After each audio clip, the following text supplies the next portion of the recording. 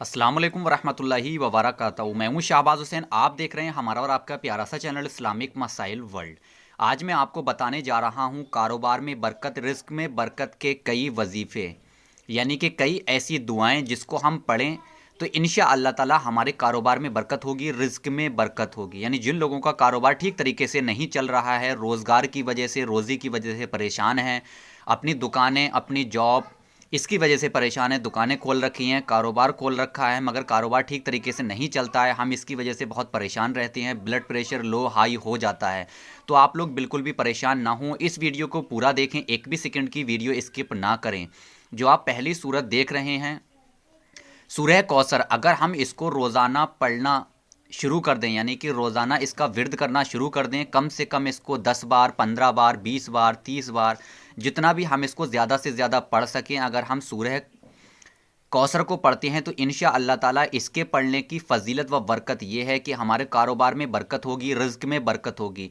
शर्त यही है कि आप इसको रोज़ाना पढ़ने का मामूल बना लें, यानी कि आप लोग इसको रोज़ाना पढ़ा करें। अब आप लोग पूछेंगे कि इसको कौन पढ़ सकता है?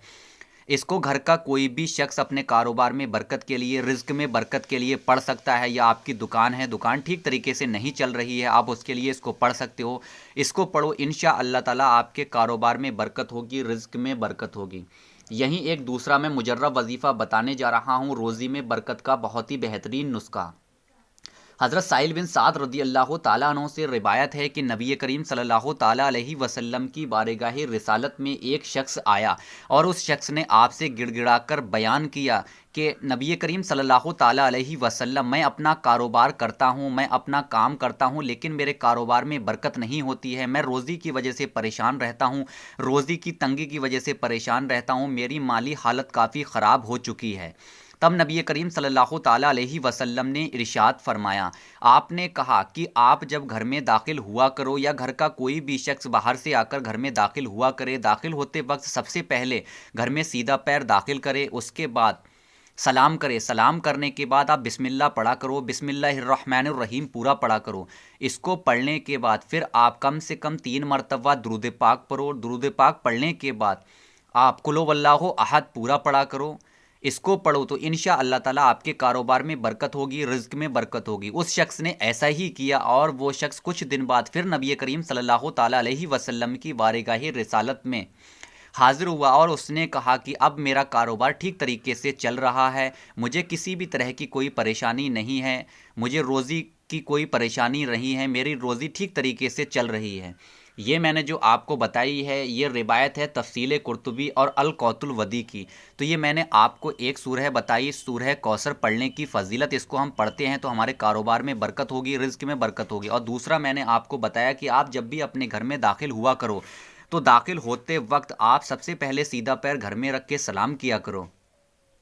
सलाम करने के बाद आप दुरूद पाक पढ़ा करो। दुरूद पाक पढ़ने के बाद कुल हुवल्लाहु अहद अल्लाहुस समद लम यलिद वलम यूलद वलम यकुल लहू कुफुवन अहद, आप ये कुफुवन अहद आप ये सूरह देख रहे हैं, इसको पढ़ लिया करो। इसको कम से कम 2 मरतबा 3 मरतबा इसे पढ़ लिया करो। इसको पढ़कर अपने घर में दाखिल हुआ करो। इसको पढ़ने की फ़जीलत मैंने आपको बताई है कि कारोबार में बरकत होगी, रिज़्क में बरकत होगी। अब यहीं एक दूसरी हदीस है, नबी करीम सल्लल्लाहु ताला अलैहि वसल्लम ने फरमाया, अगर कोई शख्स कुरान का एक हरुफ भी पढ़ता है, यानी कि आपने पढ़ा अलिफ लाम मीम, तो इसके 3 हरुफ हुए, तो एक हरुफ पढ़ने की 10 नेकियां हैं और एक नेकी का सबाब 10 गुना है।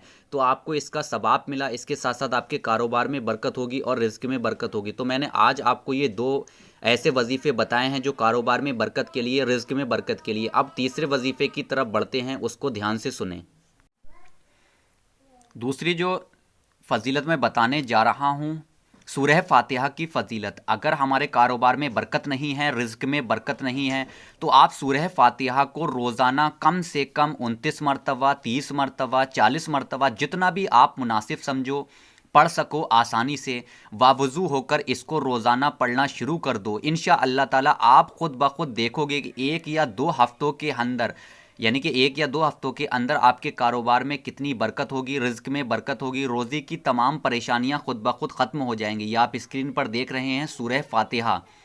सूरह फातिहा को आप कम से कम 10, 20, 30, 40 जितनी मरतबा आप आसानी से पढ़ सको, इसको किसी भी नमाज के बाद वावुज़ू होकर आप पढ़ लिया करो।